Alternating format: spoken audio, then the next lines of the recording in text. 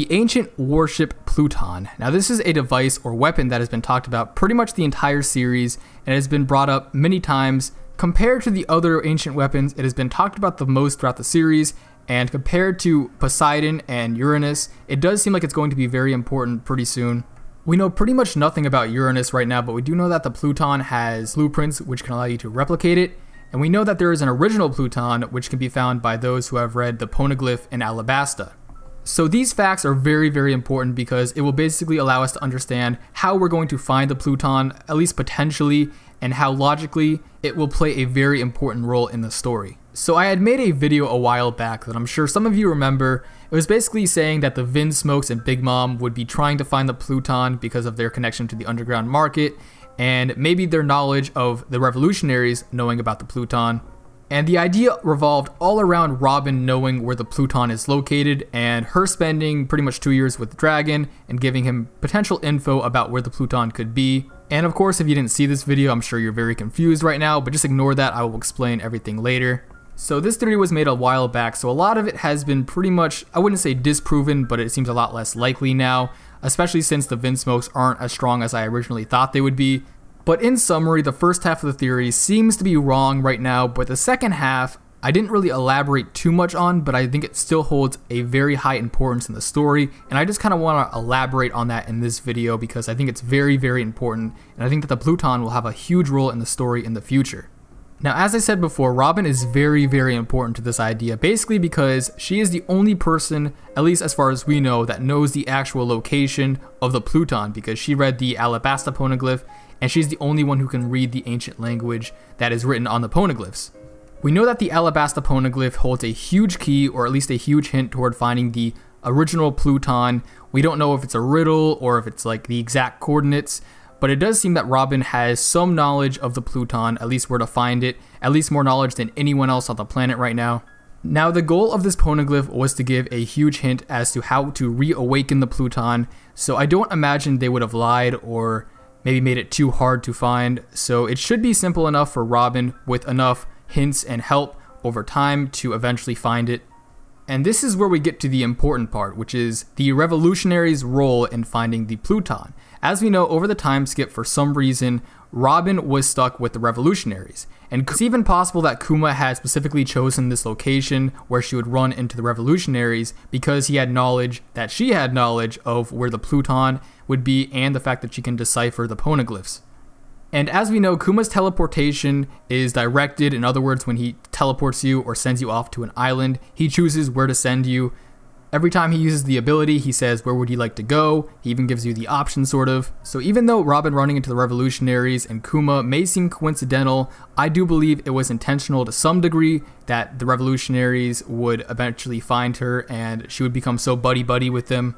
So her spending so much time with the Revolutionaries is obviously a huge hint that she could have shared the location, or at least what she found within the poneglyph in Alabasta, with the Revolutionaries, specifically Dragon. And in chapter 803, we learn a bit about the relationship between Dragon and Robin. He basically keeps asking about how her health is and completely ignores Luffy and Saba, which means she has high priority over pretty much anyone else. In other words, I imagine her role over the time skip in the Revolutionaries was very, very important for Dragon to keep obsessively asking about how she is. It does seem very, very likely that he had some form of heavy reliance on her for something. And the two things Robin is pretty much useful for are her ability to read the poneglyphs and her knowledge of the location of the Pluton specifically. And even during Water 7, the CP9 knew enough about her to know that she would help them awaken the Pluton again. So I imagine the Revolutionaries would have picked up on this and tried to also race to find the Pluton. And of course, since Robin is the key to actually reawakening the Pluton, it's very clear that her role during the time skip was necessary for the Revolutionaries to take any sort of high stance over the world government. And I actually believe that Dragon is a very important key as well to finding the Pluton because of his well-rounded knowledge about navigation and getting places very quickly, and even finding locations that nobody else knows about. The reason I think this is because the Revolutionary bases cannot be found by anyone, and they are pretty much hidden from all maps, and they cannot be found by a log pose, I assume because of the magnetic fields of these islands. So how would Dragon be able to find these? And I think this is because of his ability to read the weather. Pretty much every time we've seen Dragon, we've seen that he has some form of a connection to wind, weather, or something. It could be due to his devil fruit, or maybe just his spirit. And we all pretty much know that he has the ability to change the weather because of when he saved Luffy in Mocktown. But Dragon's ability to find uncharted islands, especially on the Grand Line, where you need a log post to pretty much go anywhere, is fairly exceptional, especially considering the Navy and pirates cannot find these bases that the revolutionaries have. And this practice goes all the way back to the Polynesians in real life, who would often use weather instead of compass to find islands and chart them. The Polynesians would be able to instinctively know how to find an island based on the weather, the seasons, and other factors, which Dragon could also be using to be able to find these hidden islands that aren't on any sort of map. And if the Pluton is hidden, which I imagine it is, then Dragon would theoretically be able to find the island that it's located on without the use of a log pose, considering the revolutionaries and him are somehow able to find these hidden islands that nobody know about. Now, with all this in mind, with the help of Robin and his knowledge of how to find these secret islands, I think it's fair to say that he has been able to at least discover a huge key as to where to find the Pluton, or maybe even the location itself, the exact coordinates. And in the recent chapters, we know that Dragon was amassing all of the revolutionaries into one location, but at the same time, we figured out that Burgess snuck onto their ship and then gave Blackbeard the directions as to where to find it with the Viver card, and then Blackbeard invaded the revolutionaries.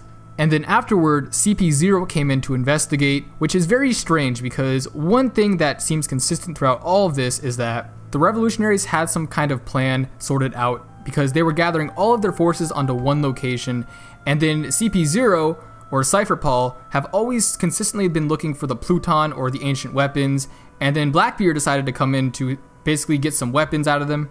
So even though I think that this is just some gigantic coincidence, I do believe that at the center of all this, the Pluton might be at stake. Dragon was clearly preparing for something very, very big, and the fact that Blackbeard would come, who is one of the most mischievous characters in all of One Piece, makes me very certain that Blackbeard would come out of this with a lot more than just a few weapons. Because of the lack of details in the situation, it's hard to say if Blackbeard, say, came to the revolutionaries and actually found the Pluton himself, or simply followed their tracks and was able to figure out the location of it.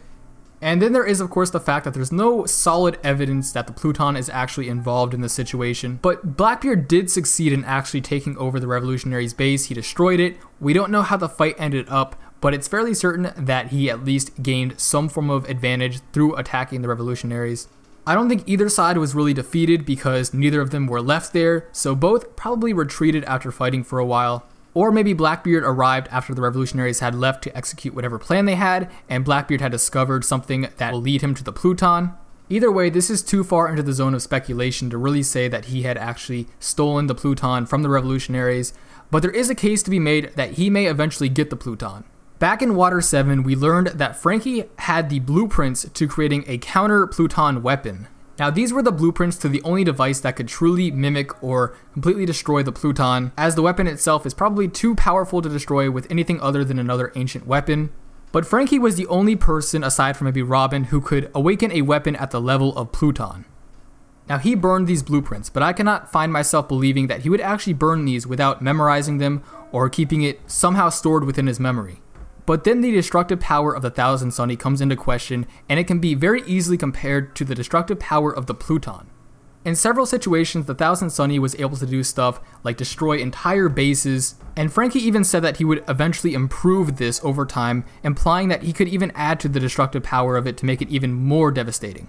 So if Frankie's dream ship were based on the anti-Pluton blueprints, it's very possible that in the future, the Thousand Sunny could stand up to a weapon like the Pluton. And if Blackbeard were somehow able to find the Pluton through the knowledge of the revolutionaries, it's very possible that in the future we could see Blackbeard wielding the Pluton itself as his flagship, with the Straw Hats wielding a counter-Pluton weapon, aka the Thousand Sunny. The details of the whole incident with Dragon and Blackbeard is still very vague, and there's a lot of details missing from it, so it's hard to conclude anything that can 100% convince everybody. But given the different hints and factors involved in this whole war, I do feel like this is a very possible explanation. And really, what better way would there be to introduce the Pluton than by giving it to one of the most mischievous villains in the series, who's pretty much going to be Luffy's ultimate competitor? But if you agreed with me, write that down below. If you disagree for any reason, write that as well. And if you enjoyed this theory, or if you want to see more theories like this, please subscribe, leave a rating, and other than that, I will see you all later.